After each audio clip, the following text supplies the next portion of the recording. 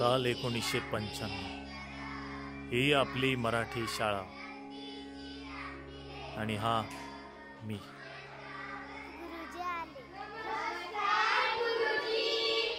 बसा बसा बसा मुलांनो.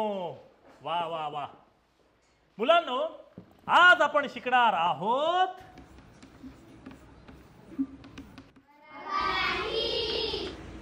मराठी. तसा मराठीचा इतिहास हा फार जुना आहे बरं का, म्हणजे अगदी शेकडो हजारो वर्षांपूर्वीचा. पण खऱ्या अर्थाने आपल्या मराठीला साहित्यिक आणि धार्मिक स्वरूप लाभलं ते आपल्या संत परंपरेच्या काळात. निवृत्ती ज्ञानदेव सोपान मुक्ताबाई एकनाथ नामदेव तुकाराम. त्यानंतर आपल्या महाराजांच्या काळात मराठी सह्याद्रीच्या कडेकपारात दुमदुमली, ती अजूनही दुमदुमते.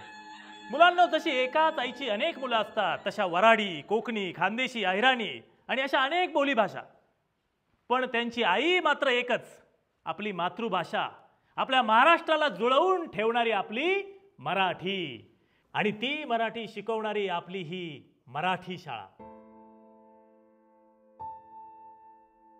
आज पोरकी होत चालले.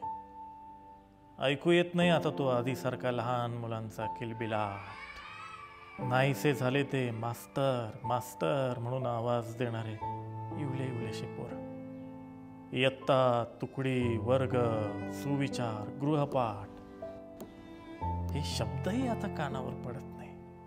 अतिक्रमण झालं आपल्या आईवर. झालं कसलं?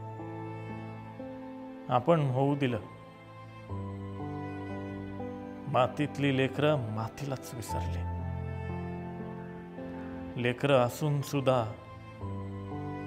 आपली आई पोरकी झाल्यासारखी वाटू लागली.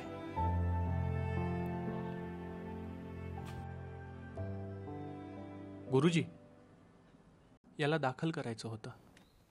अहो पण ही मराठी शाळा आहे. म्हणूनच इथे आलोय. का त्याला फ्रेंच, जर्मन, इंग्रजी नाही शिकायची का? नाही, आधी मातृभाषा, नंतर इतर. नाव काय बाळा तुझं? लाभले आम्हास भाग्य बोलतो मराठी. लाभले आम्हास भाग्य बोलतो मराठी. चला मराठी शिकवूया, मराठी टिकवूया.